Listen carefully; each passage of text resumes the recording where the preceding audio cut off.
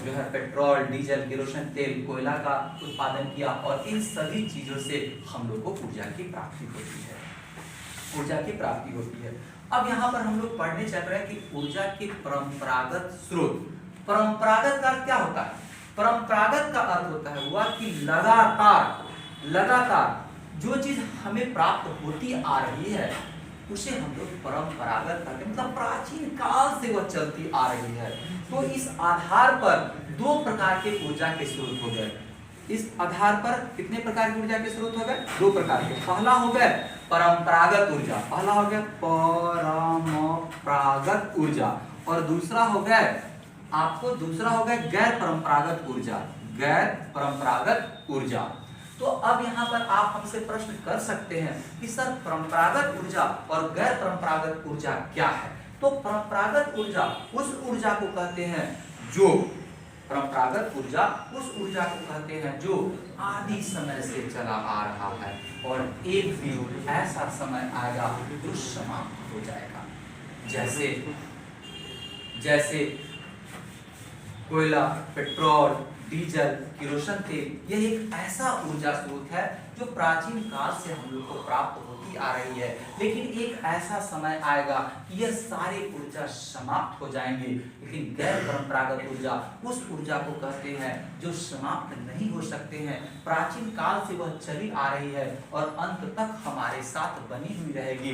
जैसे पवन ऊर्जा, भूतापी ऊर्जा, ज्वारीय ऊर्जा, सौर ऊर्जा, ये सभी आदि काल से चले आ रहे हैं और वर्तमान तक चलता ही रहेगा। इसकी समाप्ति की कोई गुंजाइश नहीं है, क्योंकि यह ऊर्जा नवीकरणीय ऊर्जा है और यह लगातार चलती रहती है। तो इस तरह से हम कह सकते हैं कि उत्पत्ति के आधार पर ऊर्जा के उत्पत्ति के आधार पर दो प्रकार के संसाधन हो गए, एक जैव संसाधन और एक अजैव संसाधन। अब जैव संसाधन किसे कहते हैं और अजैव संसाधन किसे कहते हैं, आइए हुआ अब हम लोग इस टॉपिक पर चलते हैं। तो जैव संसाधन उस संसाधन को कहते हैं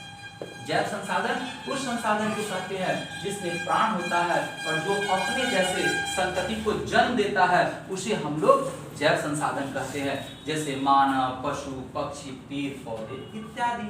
और अजैव संसाधन का अर्थ होता है नहीं, अजैव का अर्थ होता है जिसमें प्राण न हो, यानी कि वैसा संसाधन जिसमें प्राण न हो उसे हम लोग अजैविक संसाधन कहते हैं, जो अपने जैसे संतति को उत्पन्न भी नहीं कर सकते हैं। उस प्रकार के संसाधन को हम लोग अजैव संसाधन कहते हैं। उसके बाद आगे जब बढ़ते हैं हम लोग तो नवीकरणीय और अनवीकरणीय दो प्रकार के संसाधन आते हैं। नवीकरणीय संसाधन उस संसाधन को कहते हैं जिसे पुनः प्राप्त किया जा सकता है, इस संसाधन को पुनः प्राप्ति संसाधन ही कहते हैं। और नवीकरणीय संसाधन उस संसाधन को कहते हैं जो हमें पुनः प्राप्त नहीं हो सकता है, एक बार समाप्त हो जाने के बाद वह पुनः प्राप्त नहीं हो सकता है, जैसे कोयला, पेट्रोल, डीजल, केरोसिन तेल, ये सब चीज ऐसे संसाधन है जो हम लोगों को प्राप्त नहीं हो सकता है।